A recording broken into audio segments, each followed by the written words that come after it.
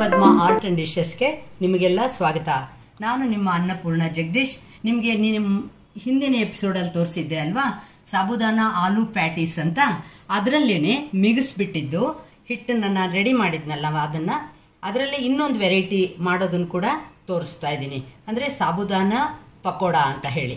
ನಾನು ಯಾವಾಗಲೂ ಹೀಗೆ ಒಂದು ಡಿಶಲ್ಲಿ ಇನ್ನೊಂದು ಡಿಶ್ಶು ಮಾಡೋದು ತೋರಿಸಿದ್ರೆ ನಿಮ್ಗೆ ಅದರಿಂದ ತುಂಬ ಹೆಲ್ಪ್ ಆಗುತ್ತೆ ಮತ್ತು 2 ಡಿಶ್ ಮಾಡ್ದಂಗೆ ಆಗುತ್ತೆ ಅಂತ ಹೇಳಿ. ನೋಡಿ, ಇದು ಮಿಕ್ಕಿದ್ದ ಹಿಟ್ಟು ನಾನೇ ಮಿಗಿಸ್ಕೊಂಡಿದ್ದೆ. ಅದನ್ನು ಇವಾಗ ಮಿಕ್ಕಿತ್ತಲ್ಲ, ಇದು ಸಾಬುದಾನನೂ ಒಂದು ಸ್ವಲ್ಪ ಮಿಗಿಸ್ಕೊಂಡಿದ್ದೆ, ಎಷ್ಟು ಬೇಕೋ ಅಷ್ಟು ಹಾಕ್ಕೊಂಡು ಅದನ್ನು ಸೇರಿಸ್ಬಿಟ್ಟು ಇದಕ್ಕೆ ಇನ್ನೇನು ಮಿಕ್ಸ್ ಮಾಡಲ್ಲ, ಚೆನ್ನಾಗಿ ಇದನ್ನು ಹೀಗೆ ಮಿಕ್ಸ್ ಮಾಡಿಬಿಡ್ತೀನಿ.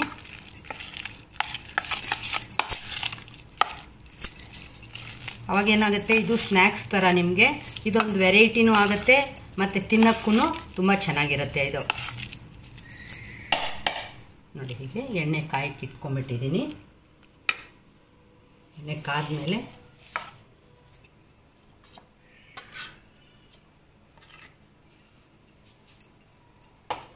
ಸ್ವಲ್ಪ ನೋಡಿ ಎಣ್ಣೆ ಕಾದಿದೆಯಾ ಅಂತ.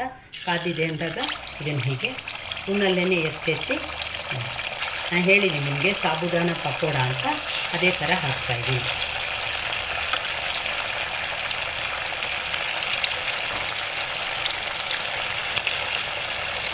ಕೆಲವರಿಗೆ ಮನೆಯಲ್ಲಿ ಕರೆದು ಇಷ್ಟ ಆಗುತ್ತಲ್ವ, ಅದರಿಂದ ಈ ಥರ ನೀವು ಮಾಡೋದ್ರಿಂದ ಇದೊಂದು ವೆರೈಟಿನೂ ಆಗುತ್ತೆ ಮತ್ತು ತಿನ್ನೋರ್ಗೂ ಖುಷಿಯಾಗಿರುತ್ತೆ.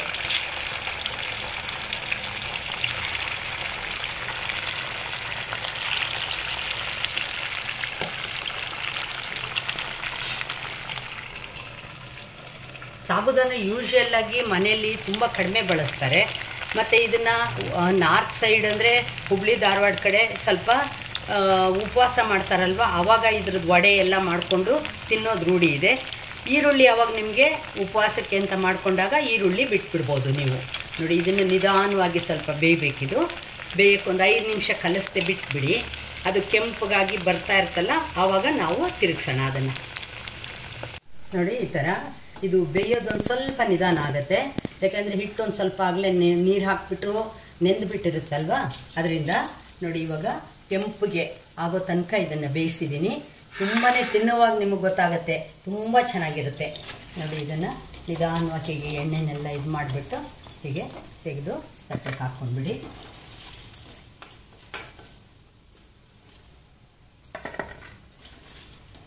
ನೋಡಿ, ಏನು ಕಷ್ಟ ಆಗಲಿಲ್ಲ. ಅದೇ ಹಿಟ್ಟಲ್ಲೇ ಇನ್ನೊಂದು dish ready ಮಾಡಿಬಿಟ್ಟಿದ್ದೀನಿ.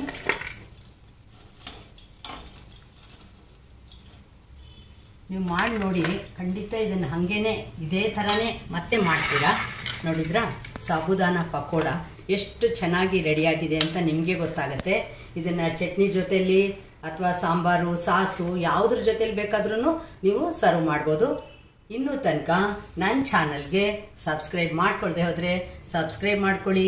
Like, share, comment ಮಾಡೋದು ಕೂಡ ಮರಿಬೇಡಿ. ಇನ್ನೊಂದು ರೆಸಿಪಿ ಜೊತೆಗೆ ರೆಡಿಯಾಗಿ ಬರ್ತೀನಿ.